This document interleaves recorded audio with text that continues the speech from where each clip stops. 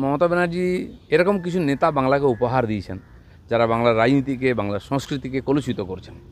আমার মনে হয় টিএমসির এটাই দান, একটা পার্টি যার সব নেতাই প্রায় করাপ্টেড। বেশিরভাগ নেতা কেউ জেলে গিয়ে এসছেন, কেউ যাবেন, কেউ তৈরি করছেন, কেউ জেলে, কেউ বেলে। এরকম একটা পার্টি, তার কি কালচার সেটা আমরা দেখতে পাচ্ছি। তাই পশ্চিমবাংলার লোক এখন হাহাকার করছেন, মুক্তি চাইছেন।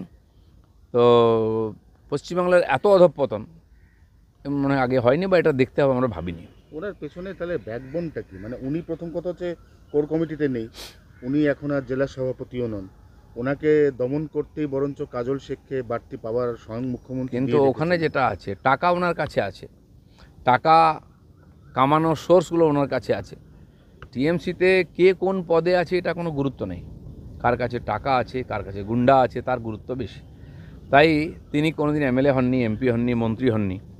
তার যে দোর্দণ্ড প্রতাপ, হলো বীরভূম নয়, বর্ধমানে আশেপাশে এলাকায় তার যে দাপট ছিল, এবং ওখানকার যত রিসোর্স আছে, পাথর, বালি, গরু, কয়লা, সব কিছু লুট করেছেন। 550 কোটি টাকার মালিক একজন পার্টির সাধারণ কার্যকর্তা, ডিস্ট্রিক্ট প্রেসিডেন্ট। আমার মধ্যে টিএমসির মধ্যে এটা সম্ভব, অন্য কোথাও হতে পারে না।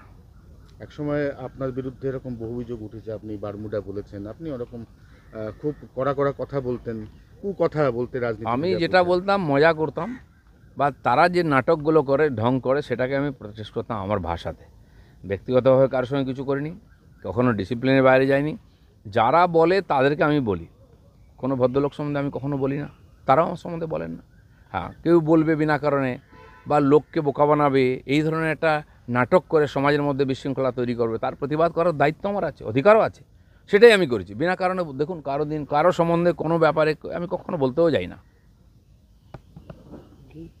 ওকে, ধন্যবাদ।